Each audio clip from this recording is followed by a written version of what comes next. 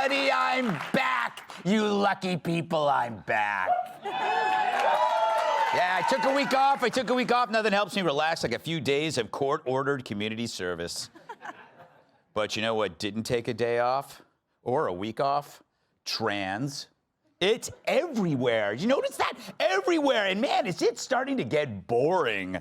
I miss the good old days when the men who dressed as women were real men. We called them cross-dressers. Or in some case, dad. But now they're just screaming stupid babies, right? Here's women's swimmer Riley Gaines, an actual woman, at SF State being attacked by a morose mob. Yeah, you I you. Trans rights are human rights. Trans rights are human rights. Trans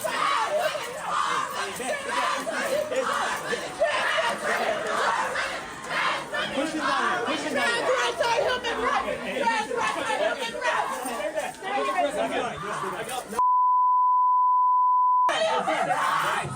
Oh, that was fun. Lovely people. Riley spoke out because she feared men invading her private spaces and attacking her. Way to prove her wrong, fellas. So what was Riley's crime? Defending female athletes who got shoved aside by Leah Thomas, a biological male whose shoulders are wider than Joy Behar's ass. Now, yeah, hey, applaud her, but. Now, the school actually released a statement praising the rioters for their bravery. So men claiming to be gals gang up on a woman who dared to disagree with them, and the school sides with the mob, not her. If that's what the modern left considers feminism, I might start wearing a bra again. Gloria Steinem must be rolling in her grave, but I think she's alive. There was another riot in the Tennessee House of Reps last week where two Dems were expelled for their role in a chaotic gun control protest inside the Capitol building.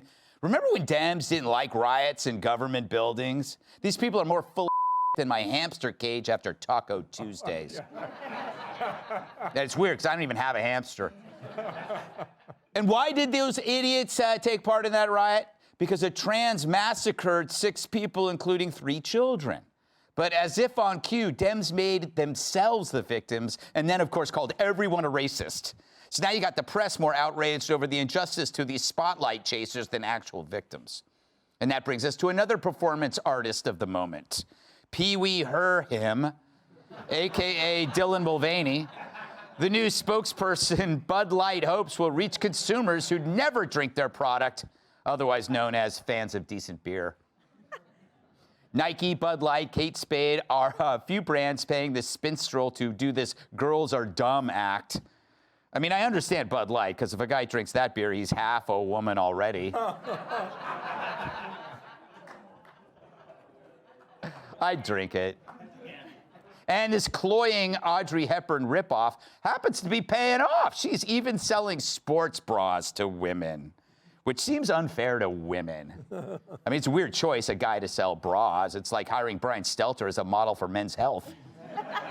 It's like hiring Don Lemon for Tampax. For women not past their prime. Thank you. Yeah. It's as bad as hiring The View for Victoria's Secret. Or Kevin Spacey for the Boy Scouts. Seriously, imagine you're white, pretending to be a black person in order to attract them to your product. I'm sorry, Rachel Dolezal, I don't think you'll be picking up endorsement deals like the others. But what a win for Nike, someone who identifies as a woman selling shoes made by people who identify as children. But you gotta ask, why is this happening all at once? Way out of proportion to the percentage of trans in the general population. It's like you're watching a civil rights movement at 1,000 times the speed, but minus the civil part. One of the reasons, the Corporate Equality Index. It's a social credit score given to businesses by the Human Rights Campaign, an LGBTQ lobbying group.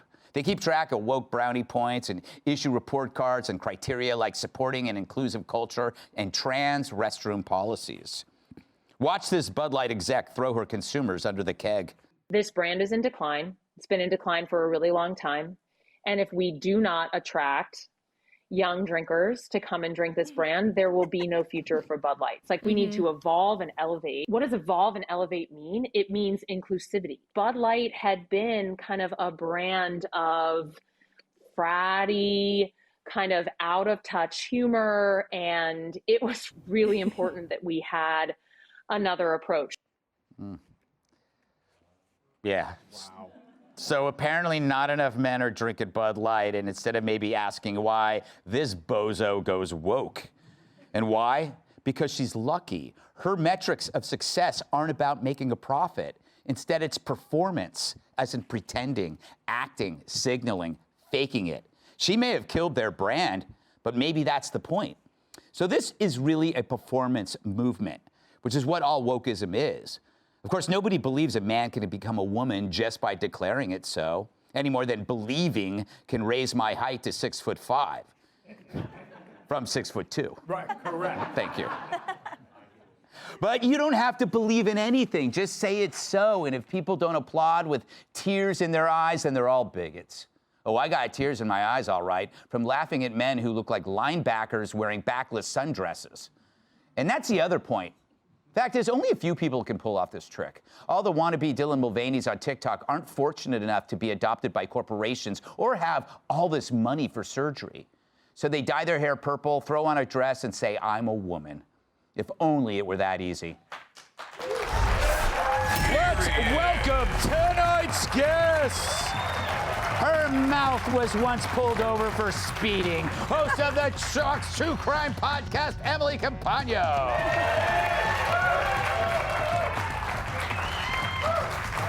This anchor can weigh me down whenever he wants. Co-host of America's Newsroom, Bill Hemmer. Her stunt double is made entirely of pipe cleaners. Fox News contributor, Kat Tiff.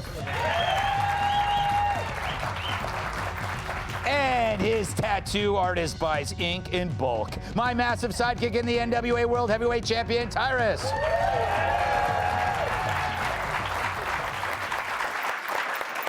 Bill, welcome to the show. Thank you. Welcome back. We missed you. Oh, did you really? Yeah. I didn't miss you. I think you were gone, right? Yeah, I was in your neighborhood the entire time. I was out in front of your apartment.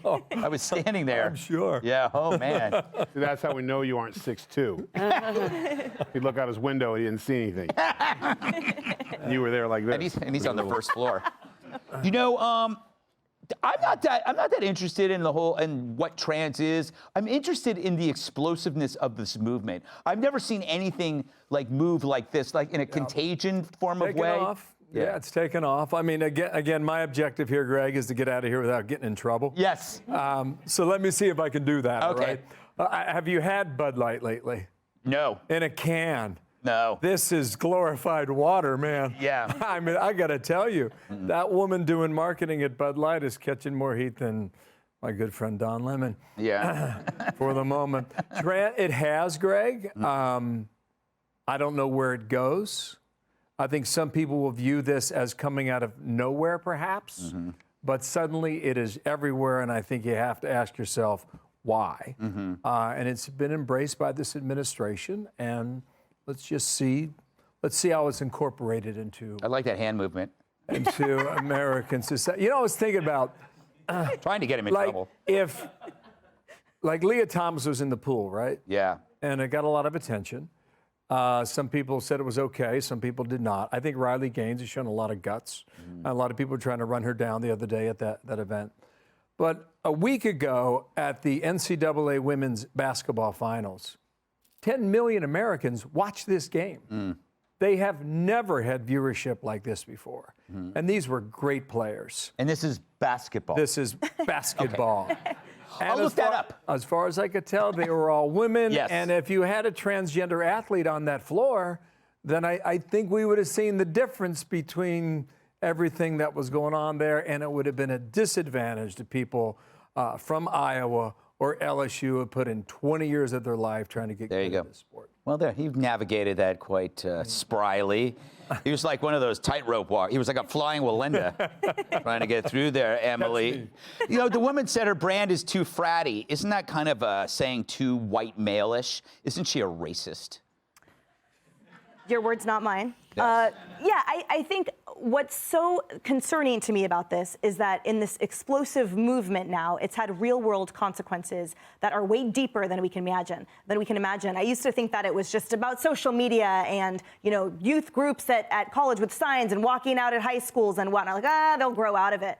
But that corporate equality index that you mentioned, that's a significant anvil on our corporate America. That report card matters, and it matters in a horrifying way, which not only can they electively and subjectively award, okay, so here's your 20 points because you have a policy about your bathroom. Here's a negative amount of points because you donated to, let's say, maybe a lobbyist that said that, oh, maybe I want parental permission or guidance or input before surgical transformation under the age of 10. Mm-hmm. They have real-world consequences because the 3 largest investment firms go by that.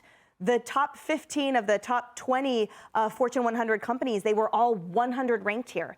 So it's also concerning because it flies in the face usually of who the duty is of these corporations. So you would think, all right, duty to the shareholders, to the taxpayers, you know, we want to make everyone money, right? Isn't that the point? Yeah. But here instead they're saying, no, I have to make sure that I hire someone that has checked all these boxes, right, and I post a sign up and I give everyone the day off if they're feeling upset. Yeah. And that's why banks fail. Yeah, you know what? They went from their duty to just duty.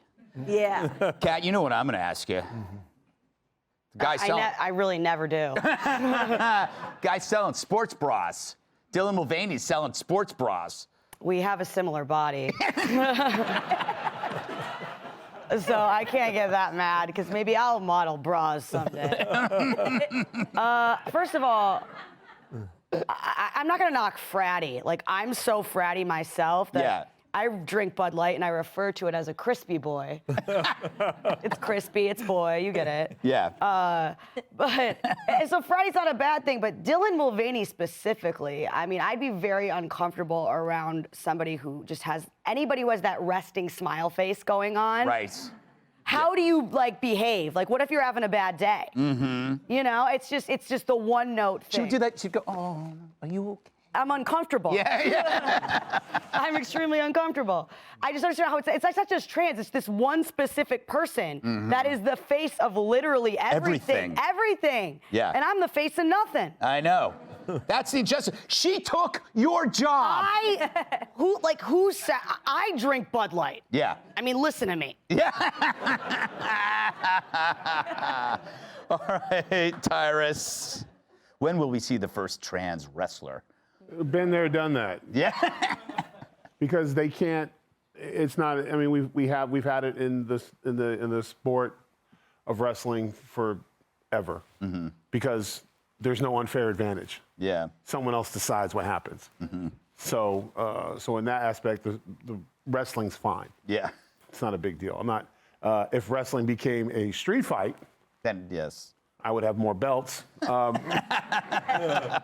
But I think, all jokes aside, the ugliness of this is, you mentioned Rachel Dolezal, right, who wanted to live her life as a black woman. Mm-hmm. And she was doing what? Working to enrich and help black kids get into school. Mm-hmm. And everyone was attacking her for stealing a culture. Yeah, even though she was doing things, and myself, I made jokes, but she was doing things to try to help the group that she wanted to imitate. How many times did you see her on TV go, mm-hmm, yeah, girl, what? Uh-huh, I got a baby daddy, huh? No, yeah. Never did that once. Mm-hmm. And if she did, we'd be saying what? Mm-hmm. She was wearing blackface. Yeah. She was being racist. Devin's wearing woman face. Mm-hmm. He's parading around like the dumbest woman in the world. You guys didn't know what happens in March. Yes, that's right. Yeah. That's women. Yeah. Women are bubbly and dumb and cry and make faces. That's blackface, but it's woman face. And that used to be not okay. Now you got the same thing where now men who dress as women can chase a woman down the hall, threaten to beat her up, demand that she gives them money to let her go, and they're applauded for it.